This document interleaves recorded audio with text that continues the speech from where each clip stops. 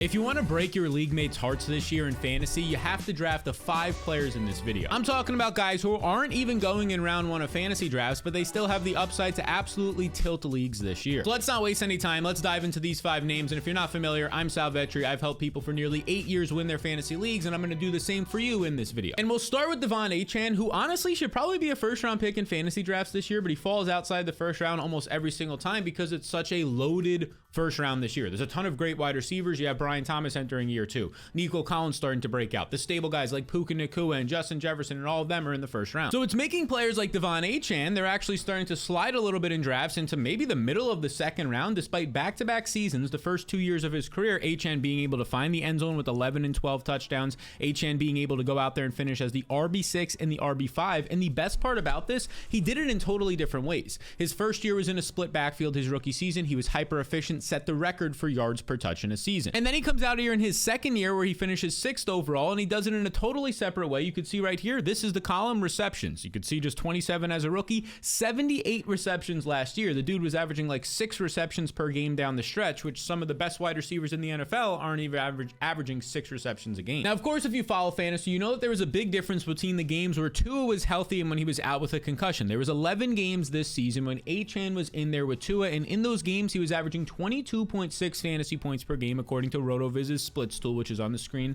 for the video format right now. Over 6 receptions per game, and between his receiving yards and his rushing yards, he was averaging over 100 total yards per game. And just for reference, that 22.5 fantasy points per game, that stretch would have ranked number 1 amongst all running backs, ahead of Saquon Barkley, ahead of Bijan Robinson, Jahmyr Gibbs, all those names. Now, that would have been a 17-game pace with Tua last year of like 1,800 total yards, 17 touchdowns, over 100 receptions for Achane, who really didn't have any catches in his rookie year. Dude would have ranked 6th amongst all wide receivers in catches, but again, these 6 games where Tua was not out there were completely crap. All the other quarterbacks who came in were not that good. You see just 1 reception per game, only 8 fantasy points per game, very similar to some of his teammates like Jalen Waddle and even Tyreek Hill. The entire offense fell apart when Tua wasn't out there. Tua gets a lot of slack, but this offense is built around his skill set of getting the ball out quick. When a backup comes in, it all falls apart. And it wasn't just last year when they played 11 games together. You can now see through 22 full games with Tua. So this is dating back to his rookie season as well, when he ended up playing another 11 games. De'Von Achane has hit 20 or more fantasy points 60% of the time in 13 of 22 games.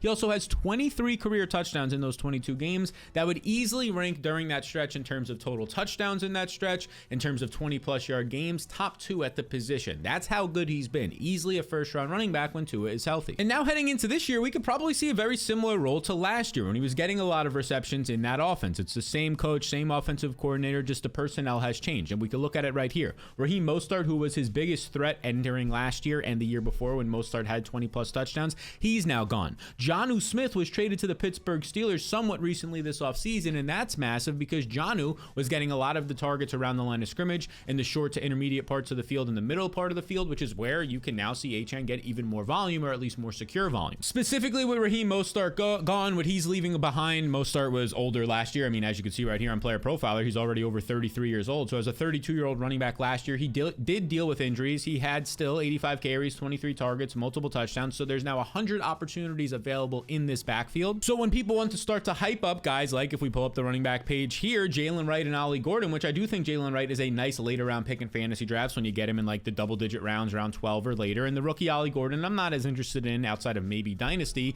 Alexander Madison is here. They brought him in, not as interested, right? So when we look at this, like Jalen Wright, yeah, there's 100 opportunities with Mostert now gone. Jalen Wright could see a lot of those. Achane could basically just have his same role as last year, and when Tua was healthy, he was an RB1 overall. So we don't really need an increased workload for De'Von Achane, but with 100 opportunities up for grabs with no more Raheem Mostert there, maybe he does see a couple more touches a game. And even if it's not a couple more, maybe it's just more stable volume, especially not only on the ground, but especially as a receiver with Jonnu Smith now gone. We know Jonnu Smith last year in this offense, believe it or not, yes, he ended up finishing up as a top 5 tight end. He had a couple of awesome games, a game where he scored a touchdown in overtime after having like no stats at all, and that was later in the season in the fantasy playoffs, helped people out. You can see here the biggest thing though, had 111 targets, 88 receptions, and this big one right here, 10 yards per reception. So his targets weren't coming like 13, 14 yards downfield. His average depth of target was even lower than 10 yards. He's getting targeted in the short to middle parts of the field, which is where Achane was also getting targeted. 111 targets now up for grabs. Sure, Tyreek, definitely Jalen Waddle is going to see some of that, but so will the running backs. Now, the Dolphins did also make another move this offseason. They tried to improve their backup quarterback situation because Manning Atlanta was bad last year, and they added Zach Wilson. Outside of that, they have Quinn Ewers that they drafted out of Texas. And here's the thing. I don't think Zach Wilson is great. If you watch football, you know that he's not all that great. Maybe he can give some stability. They can build the offense around him like they do with Tua if Tua was to go down. But at the end of the day, if you're spending a second-round pick on Devon Achane, a borderline first-round pick, like 14th, 15th overall, you need Tua to be healthy. If he goes down and he's missing 6 to 8 plus games, yeah, it's probably going to tank your season, but you could say that with really any guy in the first round, right? If a first-round quarterback, like if Dak Prescott goes down, CeeDee Lamb's probably not worth the top 5 overall pick, right? Justin Jefferson's quarterback goes down, probably not worth the top 5 overall pick. Same thing can be said. So right now, Achane, he actually continues to drop. At one point this year, he was going as the 12th overall pick. Now he goes as the 15th overall pick, the RB7 in fantasy drafts. He's going next to Brock Bowers. He's going next to Jonathan Taylor at the same position. I actually think Devon Achane is like a really solid option. I like taking Nico Collins. I'd probably take Achane in terms of an upside perspective ahead of Derrick Henry, ahead of Brian Thomas. So there's a little bit of value here, especially if you're in like the first round of your draft. Let's say if you want to go double running back and you get Christian McCaffrey and Achane, that feels really good in terms of an upside scenario for both of those guys. I could see them both finishing as top 3 running backs this year. This is the type of guy who, if things go right for him, he'll absolutely break fantasy, in my opinion. And really similar things can be said for AJ Brown. And I started off my Devon Achane, if you want to say analysis, some people might say rant, with him basically saying, or me saying, like he should be a first round pick, but it's just such a good first round.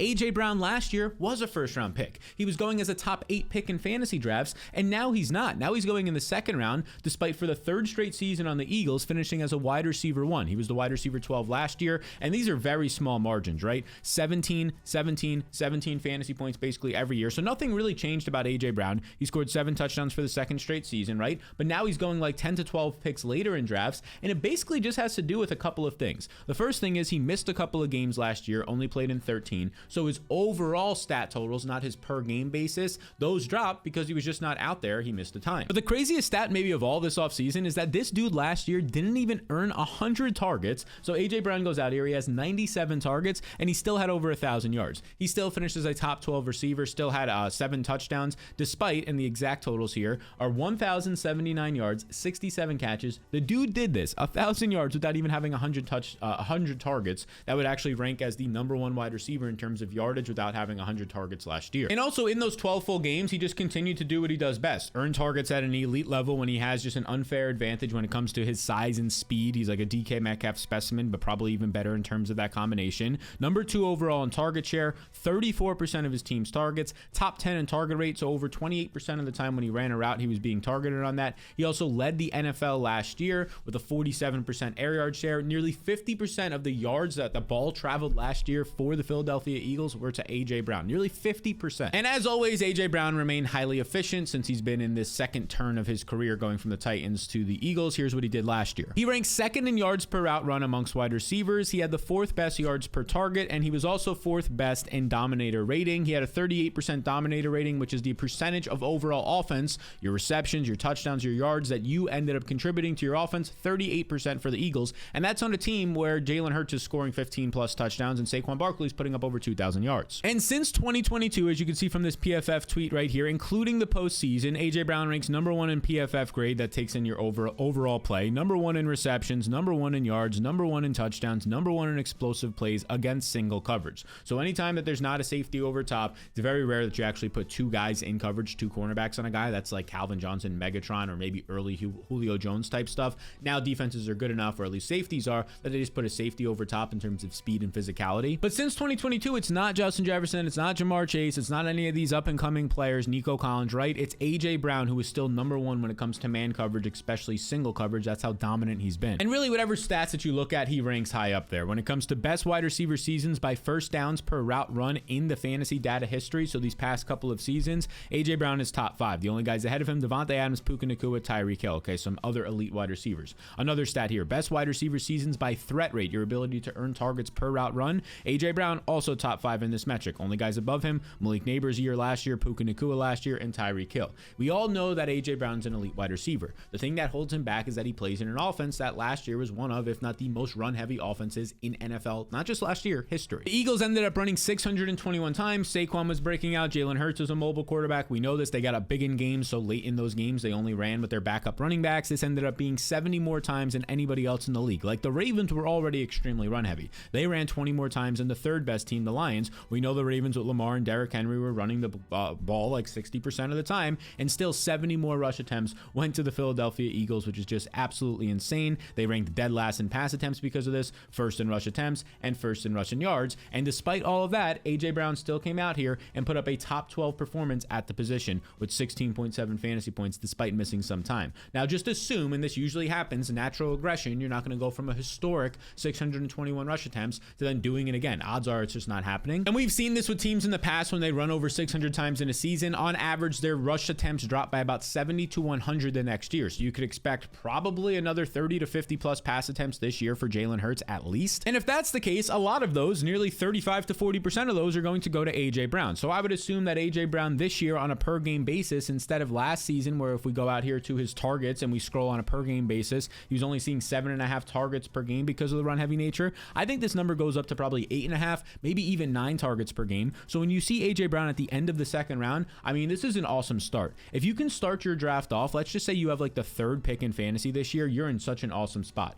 Maybe Bijan Robinson falls to you. If not, maybe you end up going and getting Saquon. Let's just say Bijan falls to you at that pick. You scroll down now, and at the end of the second round, beginning of the 3rd round, you can come back here and potentially double up with like an AJ Brown. So now you have your hero RB and then like a Lad McConkey and just go double wide receivers or whatever feels good. Maybe even elite quarterback with Lamar Jackson or Josh Allen. I just love that start of getting one of those elite players in round 1 and then AJ Brown in round 2, who could easily finish as like a top 5 overall player this year if the Eagles just throw a couple more times per game. If we pull up DraftKings Sportsbooks right here, you can see that they currently have AJ Brown projected for about 1,100 yards this year. There's not that many players that they have in this range of over 1,000 yards, let alone about 1,100 yards. He ranks in the top 10 amongst wide receivers there, as he has for the past couple of seasons. I mean, this is a guy who missed 4 to 5 games last year, and he basically put up 1,100 yards on just 97 targets. He's probably earning another 30 to 50 targets this year. I think he's going to absolutely smash this number that you could see on DraftKings Sportsbooks right here. So I would be taking, if you're in the betting markets, over 11.5 total receiving yards for AJ Brown this season. Now, if you want to see exactly where I have McMillan and Amarion Hampton ranked in my top 50 overall rankings completely free, you could check it out. I'm actually linking it up down below for a limited time for you, or you can head to fantasyrankingsfree.com. That is fantasyrankingsfree.com. It'll take you to this page. You just enter your email, which allows me to send you the top 50 overall rankings. It'll break it down from tiers, and it'll show you the best and worst picks in every single round, so you know exactly how to target probably the most important rounds of your drafts, those first 4 to 5 rounds. But if you're a serious fantasy player and you want my full top 250 overall rankings and all my other draft tools and in-season tools, that's exactly why I built the Fantasy Blueprint. It's what I use in all of my leagues, and over 10,000 people used in their leagues last year. It's basically a cheat code to actually beat your league mates. Like, the fact that they won't have this and you will have this resource and community is just levels above any chance they have of beating you. You can head to jointheblueprint.com. It's also linked down below, and it will take you to this page so you can just learn more about the Fantasy Blueprint. Again, over 10,000 people used it last year. There's a bunch of reviews on here if you want to read those as well, and even 10,000 plus more people. Those people are coming back, and even more people are in it this year. But I will call out that there's limited spots left. It's hit a point where it's kind of getting overwhelming, so I want to make sure I still have that personalized attention for everybody in there. So there's limited spots left right now. The price goes up in August. If you want to get in, right now is the time at jointheblueprint.com. All right, let's go from a proven veteran now in AJ Brown to a rookie who I think is going to hit the ground running. Because Amarion Hampton, the Chargers' first-round rookie running back, has all the ability in the world in the perfect situation to absolutely break your league mates' hearts this year. I think he might be my favorite running back when you factor in just where he's being drafted in fantasy and what his upside could be this year. If you're not familiar, Amarion Hampton, he spent his last couple of seasons in college. You can see here his college stats according to Player Profiler at UNC, where he was a monster. He had over 1,500 rushing yards in back-to-back seasons, at least 16 touchdowns in each of those years. He also contributed as a pass catcher, and it wasn't just like he had 15 catches. No, 39 or 29 receptions and then 38 receptions. When you factor in his receiving yards and rushing yards last year, this dude put up over 2,000 total yards. He was in the 90th percentile in dominator rating and yards after contact. He was awesome. He could break tackles. He goes to the NFL Combine. He shows that he's an athlete. We can hit on that in a second. And he was massively productive. The film also looks good, checking all the boxes. That's why he was a first-round running back. Here's a tweet as well, just to kind of make it like an easy per-game basis for you. Austin Abbott on Twitter, he says, over the last 2 seasons in college, this is what Amarion Hampton averaged per game. Per game, by the way. Not when they were leading, just per game. 24 touches, over 150 yards, and over a touchdown per game. Now, that wasn't just for like 1 year where he only played in 6 games, so it's a small game sample. It was across 2 full college seasons. And then the dude goes to the NFL Combine. He weighs in at 6 foot, 221 pounds. Reminds me a lot of Joe Mixon in terms of his college production and then his size.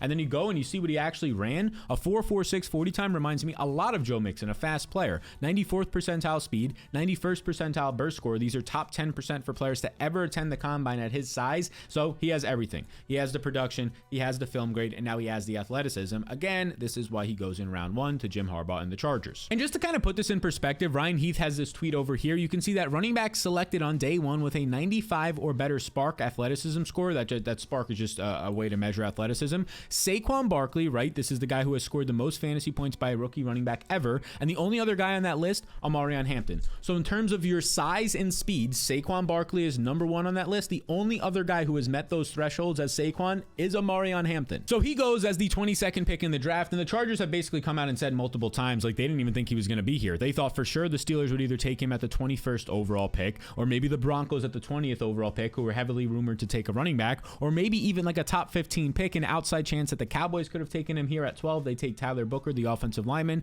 So instead he falls so far, and they probably had like a top 12 to top 15 grade on Hampton, that they ended up taking him with their 22nd overall pick. And after they take him, you can see another tweet by Austin Abbott here on Twitter. Jim Harbaugh starts to talk about the obvious stuff like his production, his ability to catch passes, but then he says he gives us a real weapon there out of the backfield. He can play on all 3 downs. Now, of course, he's making this quote before the team goes and ends up signing Najee Harris. So now Najee Harris, a proven veteran, is in this backfield at this point in the offseason and looks like he could take away significant touches and at least be a little bit of a reliable force health-wise for the Chargers in the backfield. And especially with like a veteran head coach in Jim Harbaugh who loves to run the ball, Najee Harris, a guy who just doesn't miss time, who doesn't fumble the ball all that much, can be just basically average or slightly above average in terms of yards per carry and efficiency. He's going to like a guy like that. Sure, he'll like the also upside type players, but he just likes the consistency of that when Najee goes out there, maybe he'll break off a long run, but he's probably not getting tackled for a loss behind this offensive line, and he's probably not fumbling the ball. So in terms of the offseason moves, yeah, J.K. Dobbins is gone and Gus Edwards, which would leave nearly 300 carries, a couple extra targets as well. Neither guy was heavily involved in the pass catching game, to now be replaced by the veteran in Najee Harris, who was brought in,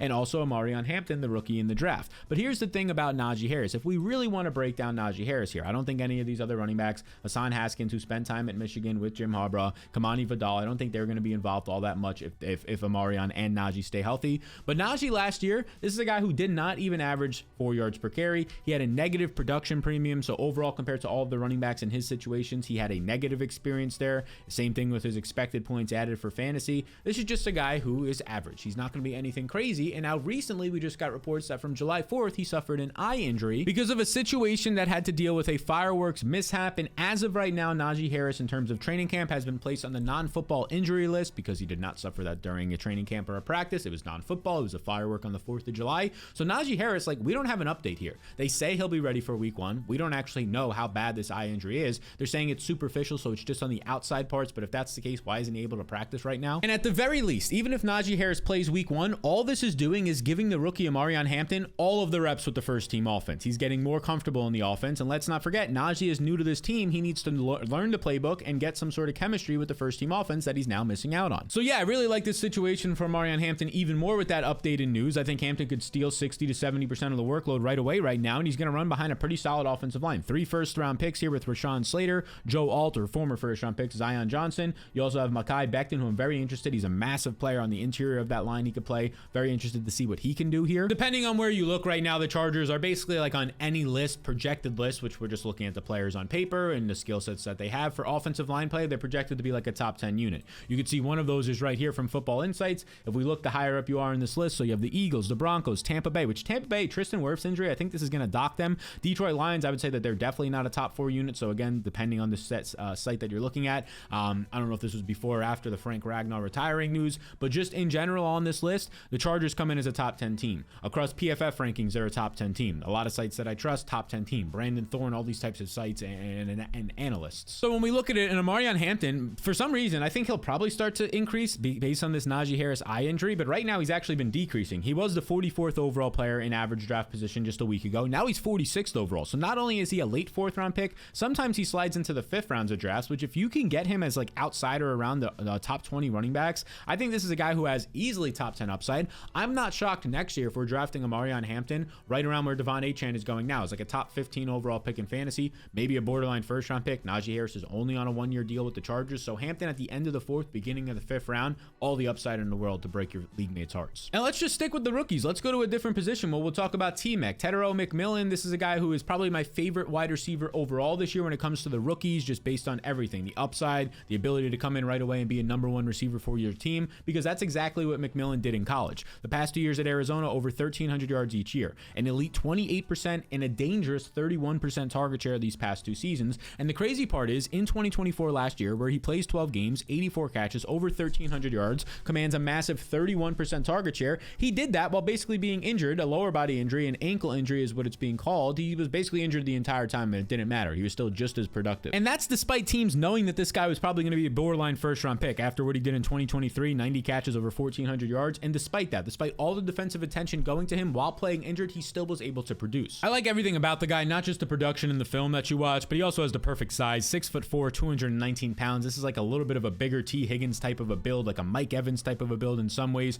He goes out there and he runs a 4.58 40 time, which is also solid. Now, if you're 190 pounds, it's not solid, but at 220 pounds or so, that is solid. 81st percentile speed score. We like that. In general, right now, if we look at some of the stuff here, you can see Corey Bushlin over on from the Fantasy Stock Exchange Twitter and YouTube. You can see here that in terms of their models, the 5 highest wide receivers ranked in the prospect model since 2016, Malik Neighbors, Marvin Harrison, Jamar Chase, and CeeDee Lamb are the only guys ranked higher than Tet McMillan, or sorry, he doesn't want to be called Tet, T-Mac this year. And just so you can see those names again, it's Neighbors, it's Harrison, it's Jamar Chase, it's CeeDee Lamb. Obviously, Harrison was a letdown last year, a little bit misused, and also just did not do as well on the outside. But unlike Harrison, McMillan actually ran his 40 time. His 40 time was solid, so that missing piece that we didn't have with Marvin Harrison, we now have with a McMillan, who was also a top 10 pick in the NFL draft. In terms of Matt Harmon's reception perception grades, he watches all of the routes of these guys and he grades them on how they do overall. He says his 80th percentile against press coverage was very good to see. He puts the eye emojis. 81st percentile against zone, 70th percentile against man. So his man coverage wasn't as great that you would like to see for a top 10 overall pick, but press coverage, very important. That translates to the NFL, and zone coverage is what he's going to see most of the time anyways in the NFL. And he was good in both of those areas. Now his competition this year, like on the surface, it doesn't look like anything, and probably it isn't,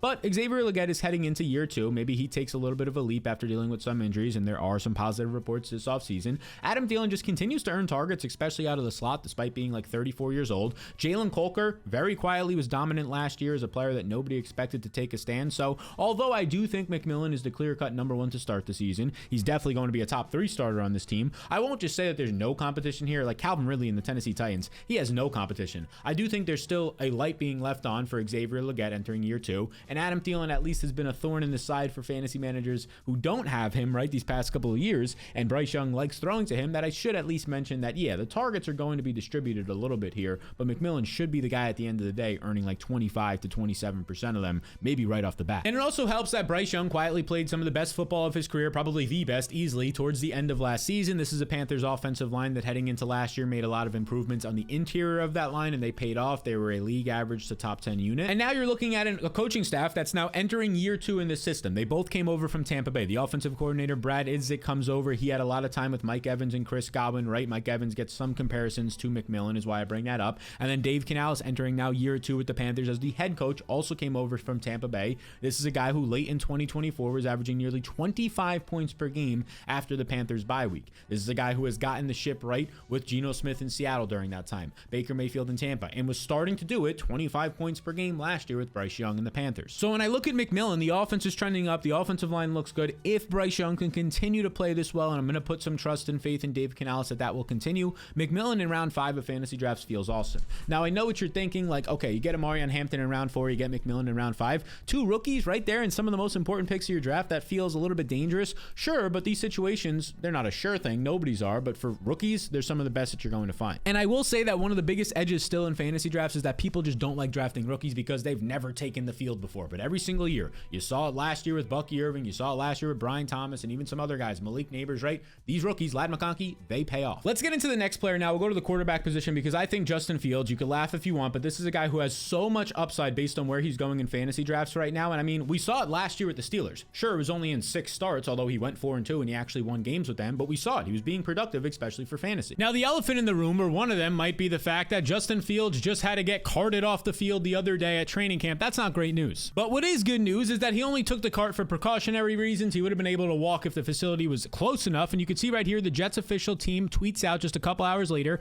after medical evaluation, Justin Fields sustained a dislocated toe in his right foot and will be day-to-day. Fields avoided a serious injury and significant missed time. Now, here's the thing. A dislocated toe, for the most part, like even if it's extremely minor, is probably 2 to 4 weeks. Like that's assuming like minor. So the fact that they're saying it's day-to-day, maybe it actually wasn't that big of a deal, or maybe they're just trying to settle some of the Jets fan panic right now. Either way, Fields suffered this injury 48 days before the season opener. That's 7 weeks. So assuming he doesn't need surgery, and based on that Jets official report, it doesn't seem like he does. Well, it seems like he'll be good by week 1 and probably even by the preseason at some point. So with the current news that we have right now, and I'll be transparent with you, I'm recording this about 3 to 4 days before this video releases, so some more news can come out, but I have to record it ahead of time because I'm traveling this upcoming weekend for some family stuff. You don't need to know all that. But the reason I say that is just continue to track this. But as of right now, I still like where Justin Fields is currently going in drafts, and if anything, the injury should only drop him further, maybe to like round 10 or later. He was the quarterback 7 in fantasy, averaging 19 fantasy points per game. He completed 66% of his passes and was averaging nearly 40 rushing yards per game. And also during that stretch, he was getting 9 carries per game on the ground, and he had 5 rushing touchdowns. Very simply, at this point, if you watch my content, you already know he has the cheat code for fantasy football at the quarterback position, the rushing upside. And this isn't anything new. If you know Justin Fields, the last time he was a full-time starter for the full year for the Chicago Bears in 2022, he put up over 1,100 rushing yards, 76 per game, led the NFL for quarterbacks. He had 8 rushing touchdowns. He was top 5 in fantasy that year, and this is a guy who now is going to get that opportunity entering 2025. He signed a 2-year deal based on the guaranteed money and the other quarterbacks on this team. He's going to be the guy barring an injury or like catastrophic play. Basically, if he just stays out there with his rushing upside, because even in 2023 when he missed some time and he wasn't playing that well, he was still a top 10 quarterback in fantasy because of the rushing upside, right? He missed time, so it wasn't as good, but he had 657 yards and 4 touchdowns last year. Now, just imagine that he can go back to this rushing upside, which they've already said that they're going to lean into his strengths, and maybe he has a little bit of a connection with his former Ohio State Buckeye and Garrett Wilson, and the passing looks decent. His floor should be a top 10 quarterback. It also helps that on paper, this should be one of the better offensive lines, at least the league average one that the Jets have had in some years. They draft Armand Menabu at a top 10 pick. They still have Elijah Vera Tucker. They still have Olu Fashanu. These are all like first round picks from the past years who are a lot of upside, and as long as they can stay on the field healthy, they should be able to protect Justin Fields, and they don't have to protect him that much because the guy can extend the pocket. As of right now, Justin Fields rushing yards over on DraftKings are set at 650.5 this year. Again, we've seen in past years when he's been the starter and hasn't even been able to finish the season due to some injuries, the dude was still topping 650 yards.